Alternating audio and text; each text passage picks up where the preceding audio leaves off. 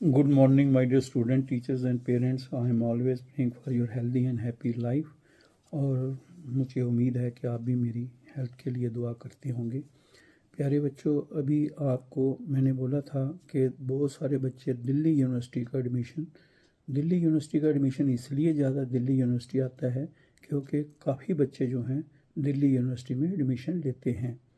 और वैसे ये जो दिल्ली यूनिवर्सिटी के साथ जितनी भी हमारी सेंट्रल यूनिवर्सिटीज़ हैं और वहाँ पे भी एडमिशन का जो प्रोसेस है इसी तरह से होता है जैसे हमारा दिल्ली यूनिवर्सिटी का है। और वहाँ पे जैसे दिल्ली यूनिवर्सिटी में क्या होता था कि पहले हमारा रजिस्ट्रेशन हो जाता था और प्रोसेस चल रहा होता था तो दिल्ली यूनिवर्सिटी का भी शुरू हो जाता था। तो CSAS का जो फॉर्म भरना होता था वहाँ PMSSS का रेफरेंस बच्चे दे देते थे, उनका रजिस्ट्रेशन नंबर जो है वो तब तक हो गया होता था। तो अब इस बार क्योंकि बच्चों को थोड़ा रिवर्स हो गया है, वहाँ एडमिशन हुई, वहाँ चल रही थी और ये बाद में शुरू हुआ, तो इसलिए बच्चों में बहुत सारे डाउट बने हुए हैं और जिसके बारे में मैंने शुरू से जो भी बच्चे अकेले अकेले पूछते रहते थे मैं उनको बताता रहता था। अब क्योंकि शुरू से मैं इसके साथ हूँ तो बच्चे बहुत सारे उम्मीद भी करते हैं अपने सर से पूछने के लिए, बहुत पूछते हैं तो सबको जवाब देना मुश्किल हो जाता है। और बच्चों ने ये बना रखा है एक YouTube channel, Ajeet Angral, AJEETANGRAL PMSSS motivation. तो इसमें वो अपने जितने भी बच्चों ने क्वेश्चन पूछे होते हैं और वो व्हाट्सएप पे ही, ऐसे फ़ोन कॉल पे नहीं, व्हाट्सएप पे भेजते हैं 9419144030 पर, और उनमें से जो कॉमन पॉइंट मैं देख लेता हूँ और फिर उसके हिसाब से आपको इस माध्यम से शेयर कर देता हूँ। सो दिल्ली यूनिवर्सिटी में दो तरह की एडमिशन है। एक एडमिशन जो है वो है जिन बच्चों ने रजिस्ट्रेशन की है, डॉक्यूमेंट वेरिफिकेशन की है, चॉइस फिलिंग की है, चॉइस फिलिंग के मेरिट के थ्रू उनको कॉलेज मिला है जो उन्होंने चॉइस फिलिंग की है। दूसरे वो बच्चे हैं जो रजिस्ट्रेशन करते हैं, अभी जैसे रजिस्ट्रेशन खुली हुई है, याद रखना जिन बच्चों ने ले भी है तो भी रजिस्ट्रेशन ज़रूरी होती है। तो बच्चों ने रजिस्ट्रेशन करनी है सब ने, डॉक्यूमेंट वेरिफिकेशन भी करनी है सब ने, रजिस्ट्रेशन के वक्त अपना CUT का रेफरेंस भी देना है। और फिर क्या है कि जिन्होंने अपने लेवल पे एडमिशन ले ली है दिल्ली यूनिवर्सिटी में या अपने लेवल पे लेंगे, तो जो दिल्ली यूनिवर्सिटी में एडमिशन बच्चों ने CUT के बेस पर, तो वो दिल्ली यूनिवर्सिटी का प्रोसेस चलेगा कि CUT का क्या मेरिट के हिसाब से देखते हैं, कैसे देखते हैं, वो दिल्ली यूनिवर्सिटी का है। तो जब आपने एडमिशन ले ली फिर आपको एक ऑन योर ओन जिन बच्चों ने ली है उनकी भी एक विंडो खुलेगी AICTE में कि जिन्होंने अपने लेवल पे खुद एडमिशन ली है वो उसमें अपने डॉक्यूमेंट जो भी उन्होंने अपलोड किए हैं, यहाँ कॉलेज वाले उसको वेरीफाई करेंगे, जो प्रोसेस चलता है वो इसका प्रोसेस भी चलेगा। यहाँ पर बच्चा लिखेगा कि मैंने ऑन माई ओन में ली है, फिर उनके देखा जाएगा कि वाकई ही उन्होंने डॉक्यूमेंटेशन बराबर है तो उनको भी स्कॉलरशिप मिलता है। दोनों तरीके से स्कॉलरशिप मिलता है। लेकिन ऑन योर ओन का कई बच्चे गलत मतलब समझ लेते हैं कि कहीं भी वो जाके एडमिशन ले लेंगे तो स्कॉलरशिप मिलेगा, ऐसा नहीं है। वो सिर्फ सेंट्रल यूनिवर्सिटी का है या JEE मेन JEE एडवांस है, इनको करके बच्चे अपने लेवल पे एडमिशन लेते हैं तो उनकी एलिजिबिलिटी हो जाती है कि जो उनका इंस्टीट्यूशंस का जो एलिजिबिलिटी है वो फिर यही बन जाती है।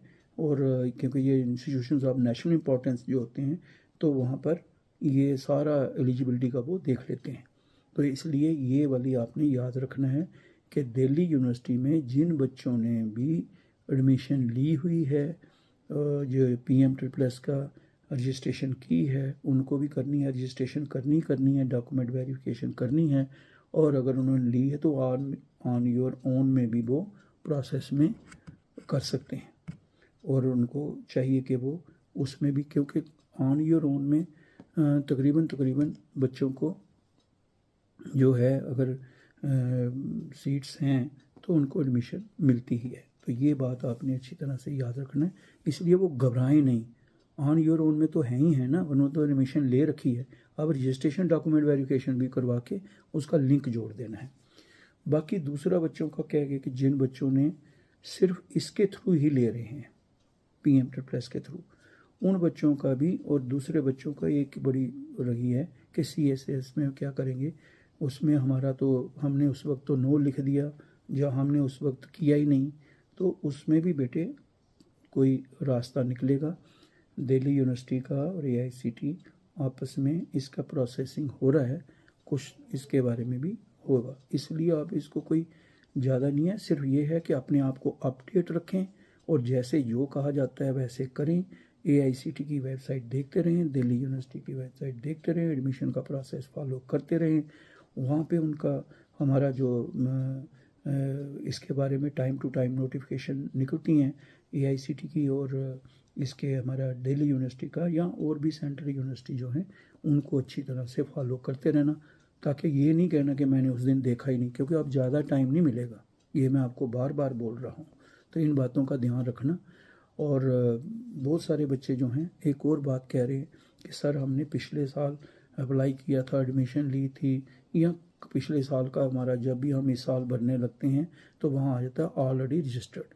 देखो बेटे, मैंने एक बात आपको पहले ही बताई है, जिन बच्चों ने 25 एनुअल में 25 में और एनुअल 26 में जिन्होंने भी पास किया है, चाहे वो लेटरल एंट्री से डिप्लोमा होल्डर हैं, डिप्लोमा के लिए हैं, चाहे वो हमारे अंडर ग्रेजुएट कोर्सेज़ के लिए बाकी जा रहे हैं, तो जिन्होंने भी वो किया हुआ है, भरा हुआ है, उनको जो है वो इसके लिए एडमिशन ले सकते हैं। तो इसका आपने एक ध्यान रखना है कि जो भी आपका 25 और 26 वाला बच्चा है, उसको उन बच्चों को प्रॉब्लम आ रही है जिन्होंने 25 यानी कि पिछले साल भी उन्होंने फॉर्म भरा था। देखो बेटे, जिन बच्चों ने पिछले साल फॉर्म भरा था लेकिन उनका मेरिट में नंबर ही नहीं आया और उनको कोई भी कॉलेज नहीं मिला और वो ऐसे ही हैं, तो उनको तो कोई इसमें ज़्यादा इशू नहीं होना चाहिए। लेकिन जिन बच्चों ने सपोज करो फॉर्म भरा, फ्रीज़ किया, एडमिशन ले ली, वहाँ पे जाके पढ़े और स्कॉलरशिप भी चला गया, तो वो बेटे बड़ा प्रॉब्लम है वो वहाँ पे, क्योंकि यहाँ भी चला जाता है और NSP के पोर्टल पर भी चला जाता है। तो ये बच्चों को भी एक दिक्कत आ रही है, जिसमें आपको जो भी बच्चे जो हैं वो अपना जो भी बच्चा मुझे इसके बारे में अगर कोई करता है मैसेज, तो मैं उसको लिंक भेज देता हूँ, यानी कि एक मेल दे देता हूँ, फिर उनसे इस मेल पे आप लिख के भेज दो पूरा, क्योंकि हर बच्चे का अलग अलग है, फिर कई लोग ऐसे भी करना शुरू कर देते हैं। तो उसमें आप मेल कर देना कि मेरी ये पोजीशन है, ये है, इसलिए अगर मैंने तो पिछले साल ना एडमिशन ली ना मेरा मेरिट में आया, तो मेरा ये ओपन किया जाए ताकि मैं जो है अपना इस साल भी अप्लाई कर सकूं। तो उनको तो कोई नहीं लगता कोई टेंशन लेने की ज़्यादा ज़रूरत है। हाँ, जिन्होंने पैसे ले लिए हैं और मतलब एडमिशन कैंसिल भी नहीं कराई है, कोई NOC नहीं है, ठीक है, AICTE के रिकॉर्ड में भी नहीं है और कॉलेज में भी कोई कॉलेज वालों ने भी इन्फॉर्म नहीं किया है, तो वो जो ऐसे हैं वहाँ पर दिक्कत होती है, क्योंकि NSP के पोर्टल से या AICTE की तरफ से एकेडमिक फ़ीस चली गई हो, NSP के पोर्टल पे भी सारा रिकॉर्ड में हो, तो वहाँ पर ये प्रॉब्लम रहती है। क्योंकि मैं आपको पहले भी एक बता चुका हूँ कि कोई भी बच्चा अगर इसी में कोई दूसरा स्कॉलरशिप भी ले रहा है, कोई भी स्कॉलरशिप ले रहा है जो NSP के पोर्टल पर है, कई बच्चे पुराने बच्चों से बातें सुनते हैं, आज से थोड़े साल 2-3-4 साल पहले NSP पे हमारा पोर्टल पे नहीं था स्कॉलरशिप, अब क्योंकि उस पर भी चला गया है, वो भी डुप्लीकेशन हुई थी, बहुत बड़े बच्चे थे जो इधर भी स्कॉलरशिप ले रहे थे और 2-3 जगह उनका मसला बना था। तो वो जो डुप्लीकेशन वाला मसला है उसका ध्यान रखना। अगर आप PM-SSS का स्कॉलरशिप ले रहे हैं और कोई दूसरा और स्कॉलरशिप ले रहे हैं कि जो ऑलरेडी NSP के पोर्टल पर है, वहाँ पर जब मैचिंग के लिए जाएगा डाटा सारा, तो वहाँ आ जाएगा डुप्लीकेशन कि ये बच्चा 2 जगह ले रहा है, और फिर वो उसके लिए तो पक्की प्रॉब्लम बनेगी। तो इसलिए इन बातों का ध्यान रखना। ये मैंने आपको बहुत ज़रूरी बातें बता दी हैं। अब तो ना दिल्ली यूनिवर्सिटी का कोई परेशानी रखना, ना इसका आप ये जो आपकी कोई करेक्शंस का कोई मसला रहता है, या जैसे ये फॉलो करो जो अपना जो आपको बता रखें कि ये बातें होंगी 25-26 का, कोई कह रहे मैं 23 में पास किया, तो मैंने आपको बता दिया क्लियर 25-26 एनुअल जो आपने किया है उसमें आप अपना जो है अप्लाई कर सकते हैं।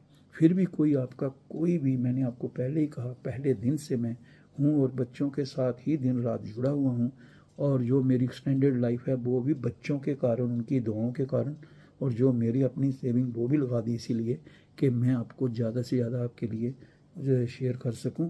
जब मेरी हेल्थ गड़बड़ हो जाती तो बात अलग है, वरना मैं कोशिश करता हूँ दिन को रात को जब भी मुझे 2 घंटे भी आराम मिले, आधा घंटा भी मिले, मैं बच्चों के लिए ही देता हूँ और मैसेज डालता हूँ कि इस वक्त हूँ, जो मैसेज करना करो। मैं कोशिश करूँगा कि आपको उसका जवाब दे दूँ। तो all the best, good day. मेरी बहुत सारी दुआएं आपके साथ हैं। प्लीज़ इसको थोड़ा सीरियसली लेना। मुझे उन बच्चों का दुख नहीं होता जिनका मेरिट में नहीं आया। मुझे उन बच्चों का दुख नहीं होता जिन बच्चों का किसी कारण उनको इसके बारे में जो है गलत उन्होंने जो है कर दिया। मुझे उन बच्चों के लिए ज़्यादा परेशानी होती है जो बच्चे मेरिटोरियस हैं, डिज़र्विंग हैं, दूर दराज इलाके में हैं। मुझे कोई 10 बच्चे भी हों, 2 बच्चे भी हों, मुझे कोई बुलाए तो मैं उनको समझाने चला जाता हूँ, क्योंकि बच्चों के लिए सारों को मेहनत करनी चाहिए और हमें हो सकता है इसी बात से किसी बच्चे का एक अच्छा फ्यूचर बन जाए। और अब मैंने फिर आपको बता रहा हूँ कि कोई चांस नहीं लेना कि हम ठहर के कर लेंगे, 2 दिन ठहर के कर लेंगे, क्योंकि मौसम का भी कोई पता नहीं। आपको कई बच्चे बता रहे हैं, तो कल भी कई बच्चों के फ़ोन आ रहे थे कि सर ऐसे हो रहा है, ये हो रहा है। तो बड़े बड़े यहाँ पर मसले हो जाते हैं, कभी क्या हो जाए। तो जैसे अभी कहीं एरिया में या नेट नहीं चल रहा, ये हो गया। तो इसलिए बेटे जो भी समय है उसका पूरी हिम्मत के साथ करो। और मेरा इतनी एफर्ट्स करने का एक ही आपने करना है कि मैं ये नहीं चाहता हूँ कि कोई बच्चा किसी